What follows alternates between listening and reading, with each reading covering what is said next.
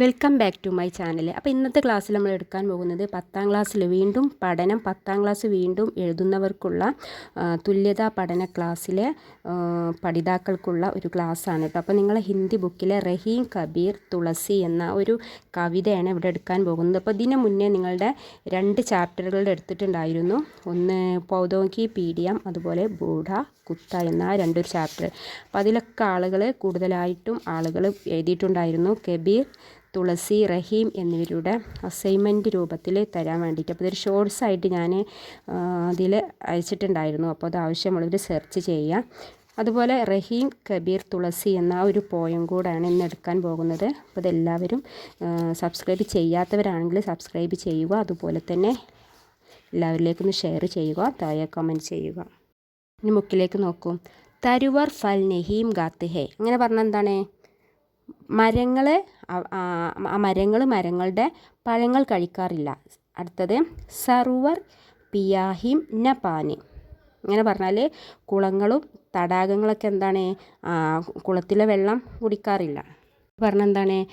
പഴങ്ങൾ എന്താണ്? മനുഷ്യരുടെ വിശപ്പ് തീർക്കാൻ വേണ്ടിയിട്ട് പഴങ്ങൾ നൽകുന്നു. അതുപോലെ കുളങ്ങളും തടാകങ്ങളൊക്കെ മറ്റുള്ളവരുടെ ദാഹം തീർക്കാനും മറ്റു ആവശ്യങ്ങൾക്കൊക്കെയാണ് ജലം തരുന്നത്.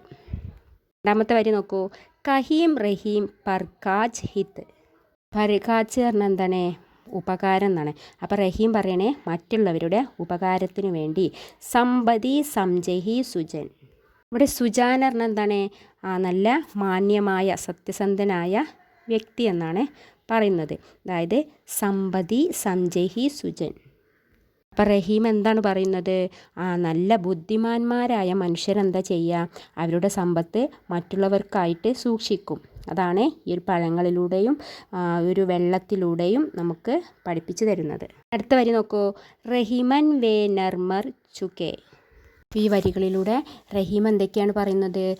മരങ്ങൾ എന്തിനാണ്? മരങ്ങൾ നമുക്ക് പഴങ്ങൾ നൽകാനും അതുപോലെ ആളുകൾക്ക് തണലും തണുപ്പും തരാൻ വേണ്ടിയിട്ടുമാണ് മരങ്ങൾ. അതായത് മരങ്ങൾക്ക് അതുകൊണ്ട് ഒരു ആവശ്യവുമില്ല, മറ്റുള്ളവർക്ക് വേണ്ടിയിട്ടാണ്. അതുപോലെ തന്നെ കുളവും തടാകങ്ങളൊക്കെ എന്താണ്? മറ്റുള്ളവർക്ക് വേണ്ടിയിട്ടാണ്. അതുപോലെ നല്ല മനുഷ്യരും എന്താണ്? ബുദ്ധിമാനായ നല്ല മനുഷ്യരും അതുപോലെ തൻ്റെ സമ്പത്തൊക്കെ മറ്റുള്ളവർക്ക് വേണ്ടിയിട്ടും കൂടെ ഉപകാരപ്പെടുത്തണം എന്നാണ് ഇതിൽ റഹീം പറയുന്നത്. ഇതിൻ്റെ കുറച്ച് മീനിങ് പറയാം. അപ്പോൾ അറിയാത്തവർ ടെസ്റ്റിലോ ബുക്കിലൊക്കെ എഴുതുക കേട്ടോ. തരുവർ എന്ന് പറഞ്ഞാൽ മരം, ഫലം, സറുവർ കുളം, പാൻ എന്ന് പറഞ്ഞാൽ വെള്ളം, പർക്കാജ് മറ്റുള്ളവരുടെ ഉപകാരം, ഹിത്ത് പറഞ്ഞാൽ നന്മ, സമ്പത്ത്, സംജഹി പറഞ്ഞാൽ സൂക്ഷിക്കുക, സുജൻ ബുദ്ധിമാൻ. ഇനി അടുത്ത വരി പറയാം. റഹിമൻ വേനർ മർച്ചുകെ. റഹീം പറയാണ് അത്തരം മനുഷ്യരെന്താണ്? മരിച്ചവർക്ക് തുല്യമാണ്. അടുത്ത് വായിക്കാം. ജോ കച്ചു മാങ്കൻ ജാഹിം. അതായത് ആരെങ്കിലും മറ്റുള്ളവരോട് യാചിക്കാൻ പോകുന്നവർ, അതായത് കൈനീട്ടാൻ പോകുന്നവർ, അതായത് സ്വന്തം ആവശ്യത്തിന് വേണ്ടി മറ്റുള്ളവരോട് കൈനീട്ടുന്ന ഒരവസ്ഥ. റഹീം പറയുന്നു മറ്റുള്ളവരോട് യാചിക്കുന്ന മനുഷ്യർ, നമ്മുടെ ആവശ്യത്തിന് വേണ്ടി മറ്റുള്ളവരോട് കൈനീട്ടുന്ന മനുഷ്യരെ മരിച്ചവർക്ക് തുല്യമാണ് എന്നാണ് പറയുന്നത്. ജോ കച്ചു മാങ്കൻ ജാഹി. അതായത് റഹിമൻ വേ നർമർ ചുക്കേ ജോ കച്ചു മാങ്കൻ ജാഹി. സ്വന്തം ആവശ്യത്തിന് വേണ്ടി നമ്മൾ മറ്റുള്ളവരോട് കൈനീട്ടുന്നത് എന്താണ്? ഒരു മരിച്ചവർക്ക് തുല്യമായിട്ടാണ് ഈ വരികൾ റഹീം പറയുന്നത്. ഇനി അടുത്ത് നോക്കൂ. ഉസസെ പഹലെ വേ മുയെ ജിൻ മുഖ് നിഗസത് നാഹി. ഉസസെ പഹലെ വേ മുയെ പറഞ്ഞാൽ മരിക്കുക. അപ്പോൾ അവരെക്കാൾ മുന്നേ മരിച്ചു കഴിഞ്ഞവരാണ്. ജിൻ മുഖ് നിഗസത് നാഹി. അല്ലാതെ എന്താണ്? മറ്റുള്ളവരോട് കൈ നീട്ടാതെ യാചിക്കാതെ ആവശ്യങ്ങൾ ഉണ്ടായിട്ടും മറ്റുള്ളവരോട് ചോദിക്കാൻ കഴിയാത്തവർ, അതാണ് ഇവർ ഉദ്ദേശിക്കുന്നത്. ഇത് ജിൻ മുഖി നിഗസത് നാഹിം. എന്താണ് അങ്ങനെ പറഞ്ഞാൽ? നമുക്ക് ആവശ്യങ്ങൾ ഉണ്ടായിട്ടും നമ്മൾ അഭിമാനം കൊണ്ട് മറ്റുള്ളവരോട് ചോദിക്കാൻ കഴിയാതെ മനസ്സിൽ ഒതുക്കി നിൽക്കുന്ന ആളുകളെ പറ്റിയിട്ടാണ് ഈ വരിയിൽ പറയുന്നത്. എന്താ റഹീം പറയുന്നത്? രണ്ടാളുകളെ കുറിച്ചും പറയുന്നുണ്ട് അല്ലേ? അഭിമാനം നഷ്ടപ്പെടുത്തിയിട്ട് മറ്റുള്ളവരോട് കൈ കാണിക്കുന്ന ആളുകളും, അതുപോലെ ആവശ്യങ്ങളുണ്ടായിട്ട് നമ്മുടെ ആത്മാഭിമാനം കരുതിയിട്ട് മറ്റുള്ളവരോട് ചോദിക്കാതെ ആവശ്യങ്ങൾ മനസ്സിൽ വെച്ച് നടക്കുന്നവരുടെ പറ്റിയിട്ടുമാണ് റഹീം ഈ വരികളിൽ പറയുന്നത്. ജസദ് പറഞ്ഞാൽ എന്താണ്? പ്രകടമാക്കുക, അതായത് പുറത്തു വരിക. വരികൾ റഹീം പറയുന്ന ഈ വരികളിൽ എന്തൊക്കെയാണ് നിങ്ങൾക്ക് മനസ്സിലായത്? നമുക്കുള്ള സമ്പത്ത് നമ്മൾ ഒറ്റയ്ക്ക്, അതായത് നമ്മൾ ഒറ്റയ്ക്ക് അത് ആസ്വദിക്കാതെ മറ്റുള്ളവർക്ക് വേണ്ടിയിട്ടും കൂടെ സഹായിക്കണം എന്നതാണ് ഈ വരികളിലൂടെ പറയുന്നത്. അതായത് വേറൊരു കാര്യം കൂടെ പറയുന്നത് എന്താണ്? നമ്മൾ മറ്റുള്ളവരോട് കൈ നീട്ടാതെ, നമുക്കുണ്ടാകുന്ന സമ്പത്ത് നമ്മൾ സൂക്ഷിച്ച് വെക്കാതെ മറ്റുള്ളവരോട് കൈ നീട്ടുന്ന ഒരവസ്ഥ മരിച്ച മനുഷ്യർക്ക് തുല്യമാണ്. അതുപോലെ മറ്റൊരാളുകളുണ്ട്, എത്ര ആവശ്യങ്ങൾ വന്നാലും നമ്മൾ മറ്റുള്ളവരോട് കൈ നീട്ടാതെ നമ്മുടെ സങ്കടങ്ങളും പ്രയാസങ്ങളൊക്കെ ഉള്ളിലൊതുക്കിയിട്ട് ജീവിക്കുന്ന കുറച്ച് ആളുകൾ. അപ്പം നമ്മൾ അഭിമാനം നഷ്ടപ്പെടുത്തിയിട്ട് മറ്റുള്ളവരോട് കൈ നീട്ടി യാചിക്കരുത് എന്നാണ് ഈ വരികളിലെ റഹീം പറയുന്നത്. നമുക്ക് അടുത്ത് നോക്കാം കബീർ ദാസിൻ്റെ വരികൾ നോക്കൂ. അതായത് ഈ വരികളിലെ മീനിങ് പറയാം. സായി പറഞ്ഞാൽ ദൈവം, പൊഹുപ്പൻ പൂവ്, ബാസ് സുഗന്ധം, പരിമളം. അതായത് ഇതിലെന്താ പറയുന്നത്? നിൻ്റെ ദൈവം നിൻ്റെ ഉള്ളിൽ തന്നെയുണ്ട്. അതായത് പൂവിൻ്റെ സുഗന്ധം പൂവിനുള്ളിലാണ്. അങ്ങനെ പറഞ്ഞാൽ എന്താണ്? പൂവിൻ്റെ സുഗന്ധം ആ പൂവിനുള്ളിൽ നിന്നാണ് വരുന്നത് അല്ലേ? അപ്പം അത് പുറമേ നിന്നല്ല. നമുക്ക് മനസ്സിലാവും, ഒരു പൂവ് എടുത്തിട്ട് നമ്മൾ സ്മെല്ല് ചെയ്താൽ എന്താണ് അതിൻ്റെ സ്മെല്ല് എവിടെ നിന്നാണ് വരുന്നത്? ആ പൂവിൻ്റെ ഉള്ളിൽ തന്നെയാണ്. അതുപോലെ ഇവിടെ കബീർദാസ് എന്താ പറയുന്നത്? ദൈവം നിൻ്റെ ഉള്ളിൽ തന്നെയുണ്ട്. ദൈവത്തെ നമ്മൾ പുറത്തെവിടെയും തിരയേണ്ടതില്ല, ദൈവം നമ്മളെ ഹൃദയത്തിലുണ്ട് എന്നാണ് ഈ വരികളിൽ പറയുന്നത്. അടുത്ത വരി നോക്കൂ. കസ്തൂരി കാ മെർഗജോം ഫിരി ഫിരി ഡൂഡേ ഗാസ്. എന്താണ് ഈ വരികളിലെ മീനിങ്? മില മാനെ, ഫിരി ഫിരി പറഞ്ഞാൽ വീണ്ടും വീണ്ടും, ഡൂംഡേ ഗാസ് പുല്ലിൽ തിരയുന്നു. അതായത് ഈ വരികളിൽ എന്താ പറയുന്നത്? കസ്തൂരിമാനിൻ്റെ സുഗന്ധം എന്താണ്? കസ്തൂരിമാനിൻ്റെ നാഭിയിൽ തന്നെ ഉണ്ട് അല്ലേ? അപ്പോൾ ഈ കസ്തൂരിമാനിൻ്റെ സുഗന്ധം നാഭിയിൽ ഉണ്ടായിട്ടും കസ്തൂരിമാൻ എന്താ ചെയ്യുന്നത്? പുല്ലുകളിലും വനങ്ങളിലും എല്ലായിടത്തും ഇത് തിരഞ്ഞുകൊണ്ടിരിക്കുകയാണ്. അപ്പം അതുപോലെയാണ് മനുഷ്യർ എന്ന് പറയുന്നത്. മനുഷ്യർക്കറിയാം നമ്മളുടെ ദൈവത്തെ കാണാൻ കഴിയില്ല, ദൈവം ഉള്ളിലാണ്, എന്നിട്ടും പല സ്ഥലങ്ങളിലും പോയി ദൈവത്തെ തിരയുന്നു എന്നാണ് ഇതിലെ കബീർദാസ് പറയുന്നത്. അടുത്ത വരി നോക്കൂ. ജാതീന പൂച്ചോ സാധുക്കി പൂജ് ലിജിയെ ഞാൻ. ഈ വരികളിലെ വേർഡ്സിൻ്റെ അർത്ഥം പറയാം. ജാതി പറഞ്ഞാൽ അദ്ദേഹത്തിൻ്റെ ഐഡൻറ്റിറ്റി, അതായത് ബയോഡാറ്റ. സാധു സന്യാസി. ഞാൻ പറഞ്ഞാൽ സത്യം. അതായത് എന്താണ് ഇവിടെ പറയുന്നത്? അവിടെ ജ്ഞാനിയുടെ ജാതിയെക്കുറിച്ച് ചോദിക്കാതെ അദ്ദേഹത്തിൻ്റെ ജ്ഞാനത്തെക്കുറിച്ച്, അറിവിനെക്കുറിച്ച് ചോദിക്കൂ എന്നാണ് ഇവിടെ കബീർദാസ് പറയുന്നത്. അതായത് അദ്ദേഹം എന്താണ് പറയുന്നത്? ഒരു മനുഷ്യനെ നമ്മൾ എങ്ങനെയാണ് അദ്ദേഹത്തെ അളക്കുന്നത്?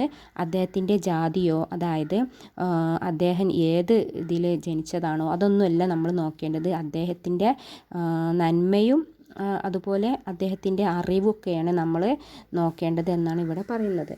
അടുത്ത വരി നോക്കൂ. മോൾ കരോം തരുവാർക്ക പടി രഹൻ ദോ മ്യാൻ. അതായത് അദ്ദേഹം ഈ വരികളിൽ എന്താ പറയുന്നത്? വാളിൻ്റെ ഉറയുടെ മൂല്യമല്ല നിർണ്ണയിക്കുക, അതിനുള്ളിലെ വാളിനെയാണ് വിലയിരുത്തേണ്ടത്. വാളിൻ്റെ ഉറ എങ്ങനെയായിക്കോട്ടെ, പക്ഷേ ആ ഉറയുടെ ഉള്ളിലെ വാളിനെയാണ് വിലയിരുത്തേണ്ടത്. അപ്പോൾ ഇതിലെ വേർഡ്സുകളുടെ അർത്ഥം എന്ന് പറയാം. മോൾ വില അല്ലെങ്കിൽ മൂല്യം, തറുവാർ വാള്, മ്യാൻ ഉറ അല്ലെങ്കിൽ പുറന്തോട്. ഈ വരികളിൽ കബീർദാസ് എന്താ പറയുന്നത്? കത്തിയുടെ മൂല്യമാണ് നമ്മൾ നോക്കേണ്ടത്. അതായത് ആ വാളിൻ്റെ ഉറയുടെ മൂല്യമല്ല നോക്കുക, ഉറ ഏതുമായിക്കോട്ടെ ആ ഉറയുടെ ഉള്ളിലെ വാളിനെ മൂർച്ചയാണ്, അതായത് വാളിൻ്റെ മൂല്യമാണ് നമ്മൾ നോക്കുന്നത്. മനുഷ്യന് അതുപോലെ തന്നെയാണ്. മനുഷ്യൻ്റെ ജാതിയോ മതമോ ഒന്നുമല്ല, അദ്ദേഹത്തിൻ്റെ വസ്ത്രമോ കളറോ ഒന്നുമല്ല നമ്മൾ നോക്കേണ്ടത്. അദ്ദേഹത്തിൻ്റെ ഉള്ളിലുള്ള ആ ഒരു ആത്മാർത്ഥത, അതായത് മനുഷ്യത്വം, സ്വഭാവം, അതൊക്കെയാണ് നമ്മൾ നോക്കേണ്ടത് എന്നാണ് ഈ വരികളിൽ പറയുന്നത്. ലാസ്റ്റ് കവിത തുളസിയുടേതാണ്. അത് നമുക്ക് നോക്കാം. അദ്ദേഹം ഈ വരിയിൽ എന്താണ് പറയുന്നത്? സന്തുക്കൾ മറ്റുള്ളവർക്ക് വേണ്ടി കായ്ക്കുകയും പൂക്കുകയും ചെയ്യുന്ന മരത്തിന് തുല്യമാണ്. അതായത് വരികളുടെ പറയുന്നത് അതുപോലെയാണ് മനുഷ്യരെന്താണ് നല്ല മനുഷ്യരെന്താ ചെയ്യുക, അദ്ദേഹത്തിൻ്റെ സ്വയം ആവശ്യത്തിന് മാത്രമല്ലാതെ മറ്റുള്ളവരുടെ സന്തോഷത്തിലും ക്ഷേമത്തിലും ഒക്കെ നല്ലത് പ്രവർത്തിക്കുന്ന ആളുകളാവണം എന്നാണ് പറയുന്നത്. ഇതിൻ്റെ അർത്ഥങ്ങൾ എഴുതാം. സംത്ത് പറഞ്ഞാൽ നന്മയുള്ള മനുഷ്യരെ, അമ്പ് തരു പറഞ്ഞാൽ നല്ല മരം, ഫൂലി ഫലഹി പൂക്കുകയും കായ്ക്കുകയും ചെയ്യുന്നു, പർ ഹെത്ത് മറ്റുള്ളവരുടെ ക്ഷേമത്തിന് വേണ്ടി. വരി നോക്കൂ. ഇത്തത്തെ യെ പാഹൻ ഹനത് ഉത്തത്തെ വേ ഫൽ ദേത്ത. എൻ്റെ വേർഡ്സിൻ്റെ മീനിങ് പാഹൻ എന്ന് പറഞ്ഞാൽ കല്ല്, ഉത്തരെ എറിയുന്നു. അതായത് വൃക്ഷങ്ങൾ എന്താണ്, വൃക്ഷത്തിൽ പഴങ്ങൾ ഉള്ളപ്പോൾ ആളുകൾ കല്ലെറിഞ്ഞിട്ടും ആ വൃക്ഷം എന്താണ് തിരിച്ച് കല്ലെറിയാതെ ആ ഒരു പഴം അവരുടെ തലയിലേക്കൊക്കെ ഇട്ട് കൊടുക്കുകയാണ് ചെയ്യുന്നത്. അതുപോലെ മനുഷ്യരെ കുറിച്ചാണ് ഇവിടെ പറയുന്നത്. അതായത് അതുപോലെ എന്താണ്, സന്തുക്കളും മഹാത്മാക്കളും തങ്ങളെ ഉപദ്രവിക്കുന്നവരോടോ അവഹേളിക്കുന്നവരോടോ പ്രതികാരം ചെയ്യില്ല, പകരം എന്താണ് അവർക്ക് ക്ഷമയും കാരുണ്യവും നന്മയും മാത്രമേ നൽകൂ എന്നാണ് ഈ വരികളിൽ പറയുന്നത്. ഇനി അടുത്ത വരി നോക്കൂ. മുഖിയ മുഖ്സോം ചാഹിയെ ഖാൻ പാൻ കോ ഏക്ക്.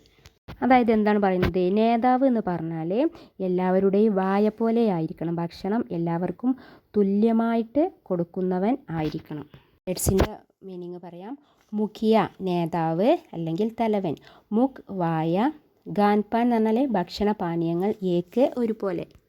അതായത് ഇവിടെ എന്താണ് പറയുന്നത്, നമ്മുടെ വായ നമ്മളെ ശരീരത്തിലുള്ള എല്ലാ അവയവങ്ങളിലേക്കും നമ്മൾ കൊടുക്കുന്ന ഭക്ഷണം എല്ലാ അവയവങ്ങളിലേക്കും എങ്ങനെ എത്തിക്കുന്നുവോ അതുപോലെയാവണം ഒരു നേതാവ് ചെയ്യേണ്ടത്. എല്ലാ കാര്യവും മറ്റുള്ളവർക്ക് വേണ്ടി നൽകണം എന്നാണ് ഇവിടെ ഉദ്ദേശിക്കുന്നത്.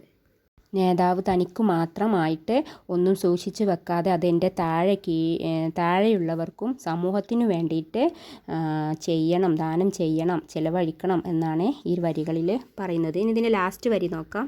പാലൈ പോസൈ സകൽ അങ്ക് തുളസി സഹിത് വിവേക്.